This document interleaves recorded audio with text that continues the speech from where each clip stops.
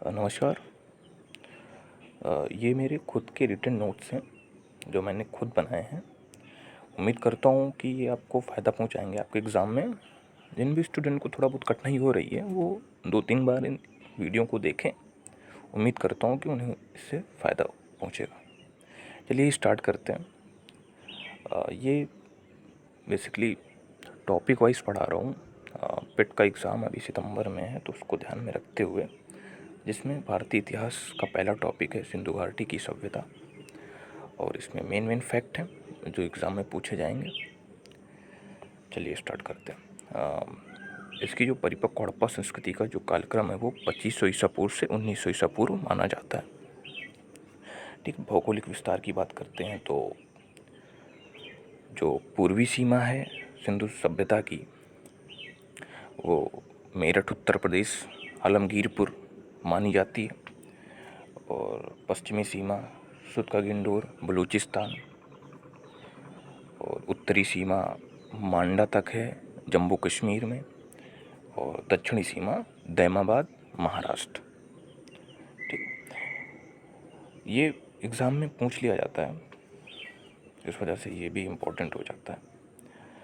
चलिए उसके बाद आते हैं फिर सिंधु घाटी की सभ्यता। ये कांस्य युगीन सभ्यता थी, ना कि ताम्रपाषाणिक।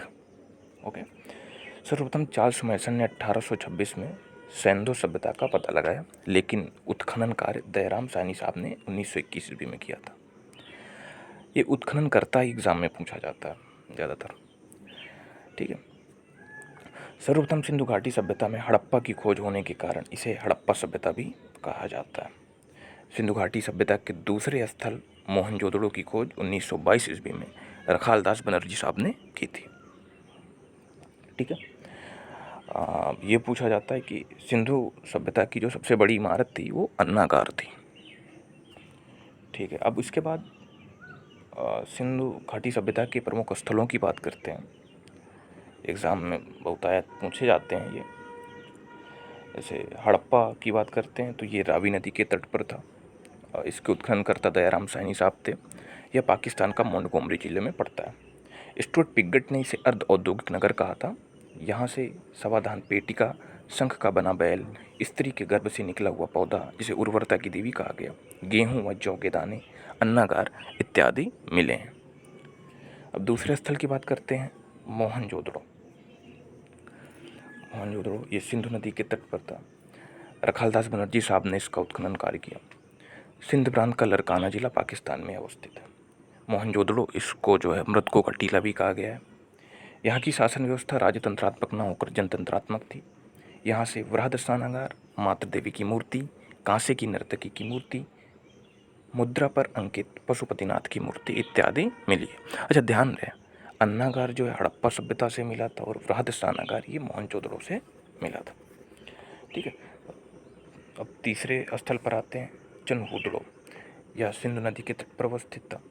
अर्नेस्ट मैके साहब ने इसका उत्खनन कार्य किया। यह सिंध प्रांत पाकिस्तान में अवस्थित है।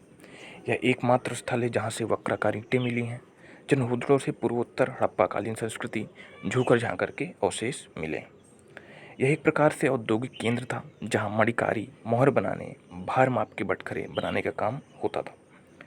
अर्नेस्ट मैके ने यहाँ से मनका बनाने का कारखाना तथा भट्ठी की खोज की थी।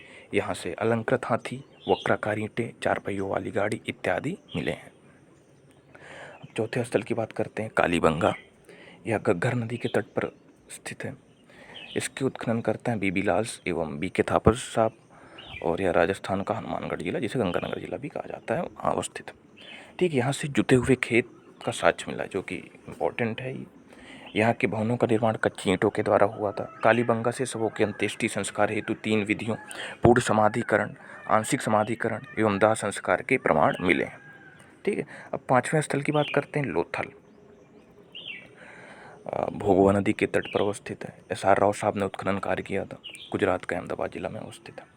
यह एक प्रमुख बंदरगाह था जो पश्चिम एशिया से व्यापार का प्रमुख स्थल था। बहुत सारे एग्जाम में, बहुत सारे वनडे एग्जाम में ये पूछा गया है और उम्मीद है कि आगे भी पूछा जाएगा, तो इस वजह से इसको ध्यान में रखते हुए चलिए। ठीक है। यहाँ से धान और बाजरे का साज, फारस की मोहर, 3 युगल समाधियाँ, छोटा दी समापक यंत्र इत्यादि मिले। अब बात धौलावीरा की करते हैं। इसकी खोज जेपी जोशी एवं आर.एस. बिष्ट साहब ने की थी। ये गुजरात के कच्छ जिले में अवस्थित है। ठीक है, यहाँ से प्राप्त होने वाली जो सिंधु लिपि के 10 बड़े चिन्हों से निर्मित शिलालेख जो है वो महत्वपूर्ण उपलब्धि है इसकी। यहाँ के निवासी जल संरक्षण की तकनीक से परिचित थे।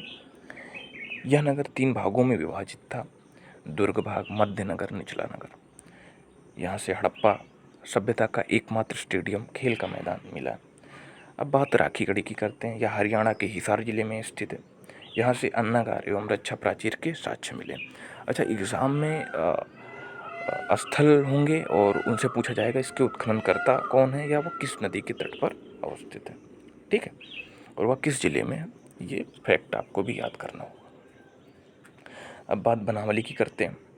तो सरस्वती नदी के तट पर अवस्थित था ये। आर.एस. बिष्ट साहब ने इसका उत्खनन कार्य किया। हरियाणा का फतेहाबाद जिला में अवस्थित है ये। इस स्थल से हड़प्पा पूर्व एवं हड़प्पा कालीन दोनों संस्कृतियों के अवशेष मिले हैं।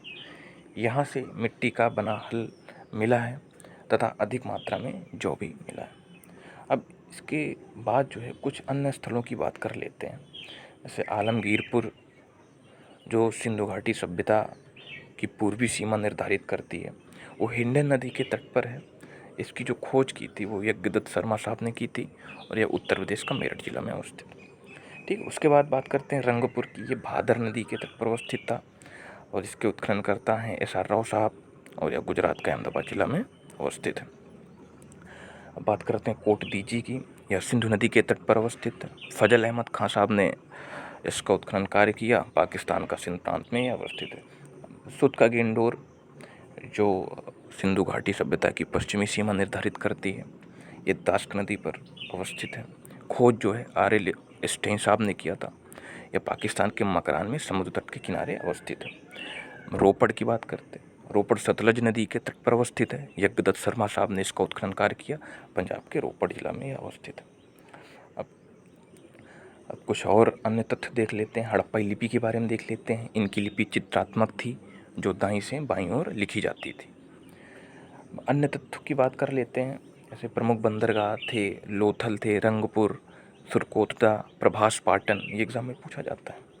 यहाँ के लोग जौ, गेहूँ, राई, मटर, तिल, सरसों, कपास आदि की खेती करते थे। कपास पैदा करने का श्रेय सबसे पहले सिंधु सभ्यता के लोगों को ही दिया जाता है। यहाँ के प्रमुख खाद्यान्न गेहूँ तथा जौ थे। ठीक है, आगे बढ़ते हैं।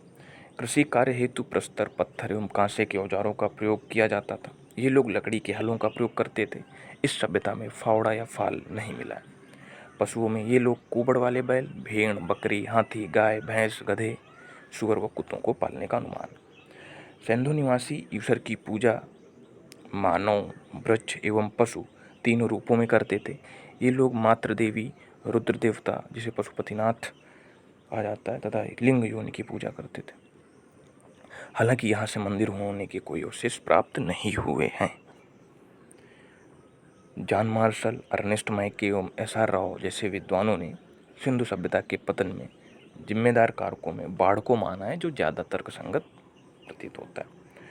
उत्तर हड़प्पा संस्कृतियाँ जो हैं ताम्रपाषाणिक हैं, जबकि हड़प्पा कालीन जो संस्कृतियाँ हैं वो कांस्य युगीन संस्कृति